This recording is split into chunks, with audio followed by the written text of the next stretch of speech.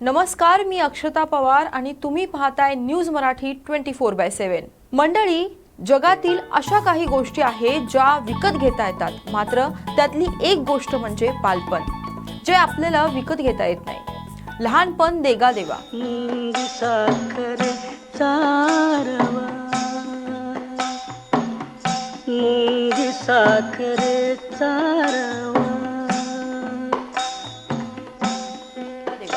खरंच बालपण हे खूप सुंदर असतं।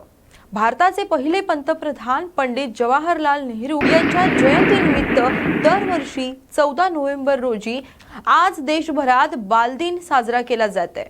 आजकाल धगधगीच्या जीवनामध्ये पालकांना आपल्या पाल्याकडे लक्ष द्यायला पुरेसा वेळ नाहीये। विभक्त कुटुंब असल्यामुळे दोघांनाही नोकरीशिवाय पर्याय नसतो। गडबडीच्या कामामध्ये अशा वेळेस लहान मुलांच्या हाती मोबाईल सोपवला जातो।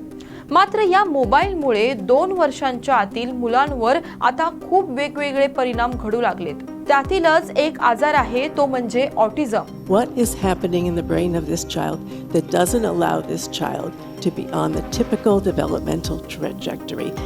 त्याचा धोका इतका वाढलाय की आता 200 बालकांमध्ये 5% ऑटिझम झाल्याचं तज्ञांनी म्हटलंय। ऑटिझम म्हणजे काय, त्याची लक्षणं काय आहेत आणि वेळीच त्यावर काय उपाय केला पाहिजे, हे आपण या व्हिडिओतून आज जाणून घेणार आहोत। कोवळ्या वयात लहान मुलांना मोबाईल वापरण्यास दिल्यामुळे त्यांच्या मेंदूवर परिणाम होतो। सतत एकटक दिशेनं पाहत राहणं, यामुळे आजूबाजूच्या आवाजाचा आणि त्या मुलाचा काही संबंध न आल्यामुळे त्याच्या श्रवण इंद्रियांवरती त्याचा गंभीर परिणाम होतो आणि मुलं आत्मकेंद्रित होण्यास सुरुवात होते।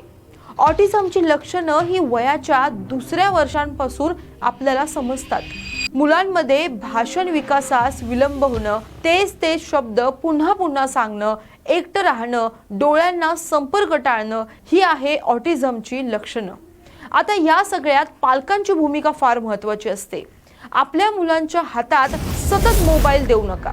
त्यांच्याशी बोला, संवाद साधा, त्यांच्या हालचालींवरती लक्ष ठेवा।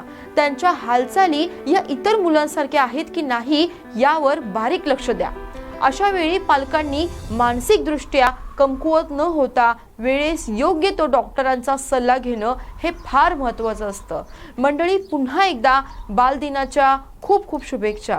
फक्त आपल्या मुलांवरती लक्ष ठेवा आणि त्यांना असा आजार होणार नाही याची काळजीही घ्या।